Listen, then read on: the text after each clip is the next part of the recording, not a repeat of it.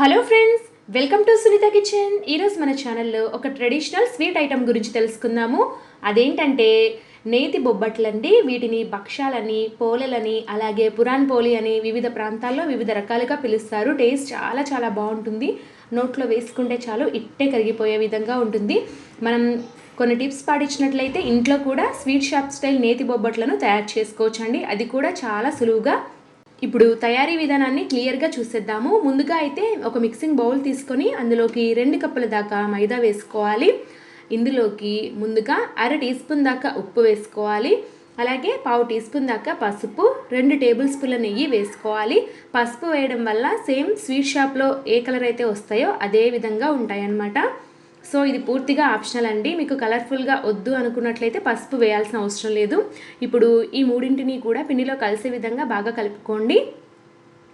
మనం ఇందులో నెయ్యి వేసాం కదా, సూపర్ సాఫ్ట్గా వస్తాయండి పై లేయర్ అంతా కూడా. సో ఖచ్చితంగా యాడ్ చేయండి. ఇలా కలుపుకున్న తర్వాత కొద్ది కొద్దిగా వాటర్ని యాడ్ చేసుకుంటూ మెత్తటి చపాతీ పిండిలా కలుపుకోవాలి.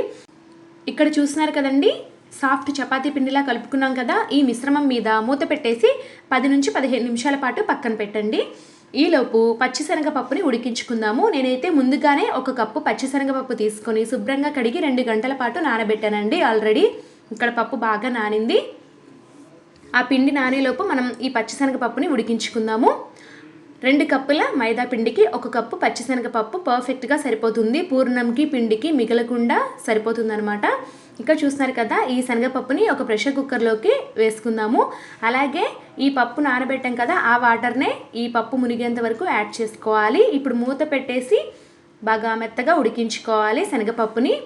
మరి మెత్తని పేస్ట్లా కాకుండా శనగపప్పుని బాగా మెత్తగా ఉడికించుకుంటే సరిపోతుంది. ఇక్కడ చూస్తున్నారు కదా, ఒక 4 విజిల్స్ తర్వాత చూస్తే శనగపప్పు అంతా కూడా చక్కగా ఉడికిందండి. ఈ వాటర్ని మనం ఇప్పుడు డ్రైన్ చేసుకోవాలి.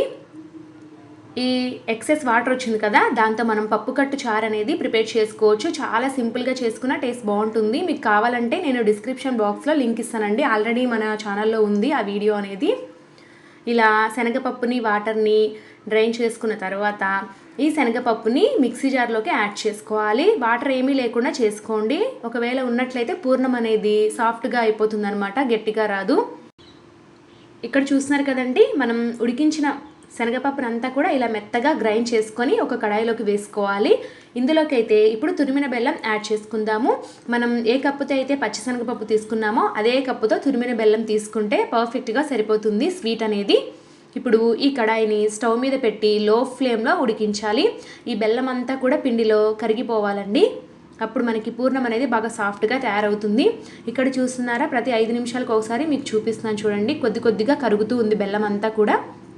ఇలా కంటిన్యూస్గా కలుపుకుంటూనే ఉండాలి. ఏమాత్రం పక్కకు వెళ్ళిపోయినా కూడా అడుగున మాడిపోతుంది. సో ఇలా కలుపుకుంటూ ఉండాలి. 15 to 20 మినిట్స్ లోపు ఇది సెట్ అయిపోతుంది. ఇలా సాఫ్ట్గా తయారైన తర్వాత ఇందులోకి యాలకుల పొడిని వేస్తున్నాను, ఒక 1/4 టీ స్పూన్ దాకా. అలాగే 2 టేబుల్ స్పూన్ల దాకా నెయ్యిని వేసి బాగా కలపాలి. నేను యాలకులు ఒక 3-4 గిట్ని 1 టేబుల్ స్పూన్ పంచదారలో గ్రైండ్ చేసి వేసానండి. సో అందుకే అక్కడ వైట్ కలర్లో ఉంది. లో ఫ్లేమ్లో 15 నుంచి 20 నిమిషాలు ఉడికించిన తర్వాత చూస్తే పూర్ణం రెడీ అయిపోయిందండి. ఇక్కడ ఉండ కూడా కట్టేస్తుంది చూడండి. ఇలా రాగానే వెంటనే స్టవ్ ఆపి పూర్తిగా చల్లారిన తర్వాత మనం నిమ్మకాయ సైజ్ అంతా బాల్స్ లాగా చేసుకోవాలన్నమాట మిశ్రమాన్ని అంతా కూడా. ఇక్కడ చూస్తున్నారు కదా, ఇలా ఒకే సైజులో చేసుకోండి. అన్ని బొబ్బట్లు కూడా ఒకే సైజులో వస్తాయి. సో మనం ముందుగా చపాతీ పిండిలా కలుపుకున్నాం కదా మైదాని, దాన్ని ఒకసారి బాగా కలుపుకొని ఎంతైతే మనం పూర్ణం తీసుకున్నామో అంతే క్వాంటిటీలో ఈ మిశ్రమాన్ని కూడా తీసుకొని చపాతీలా చేసుకోవాలి.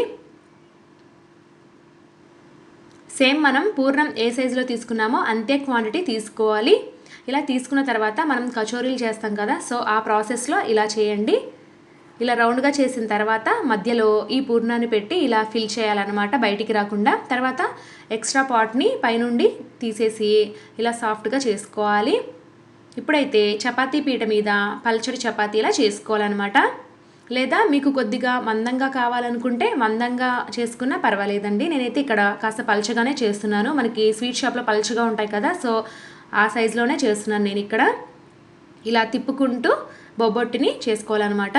ఇక్కడ చూస్తున్నారా, బాగా పల్చగా వచ్చింది. ఇలాగే మొత్తం పూర్ణాలని కూడా బొబ్బట్లలాగా చేసి పెట్టుకోవాలి. ఇప్పుడు వీటిని మనం వేయించుకుందాము. అందుకోసం స్టవ్ మీద దోశ తవా పెట్టుకొని వేడి చేశాను. దీని మీద ఒక అర టీ స్పూన్ దాకా నెయ్యి వేసి వేడి చేసుకోవాలి. నెయ్యి వేడెక్కిన తర్వాత దీని మీద బొబ్బట్టు వేసుకుందాము. దీనిని రెండు వైపులా కూడా బాగా కాల్చాలండి, అప్పుడే బాగా టేస్టీగా వస్తుంది. ఒక నిమిషం తర్వాత దీన్ని రెండో వైపుకి తిప్పాలి. చాలా బాగా పొంగుతాయండి ఈ బొబ్బట్లు పూరిల్లాగే. రెండో వైపుకి తిప్పిన తర్వాత కొద్దిగా నెయ్యిని అప్లై చేయండి. మరలా రెండో వైపుకి తిప్పాలి. ఇలా రెండు వైపులా కూడా ఫ్లిప్ చేసుకుంటూ బాగా వేయించుకోవాలన్నమాట. ఈ ప్రాసెస్ అంతా కూడా హై ఫ్లేమ్లో చేయొచ్చండి, అప్పుడే మనకి బాగా పొంగుతాయి అన్నమాట. ఇక్కడ చూస్తున్నారు కదా, చాలా బాగా పొంగాయి.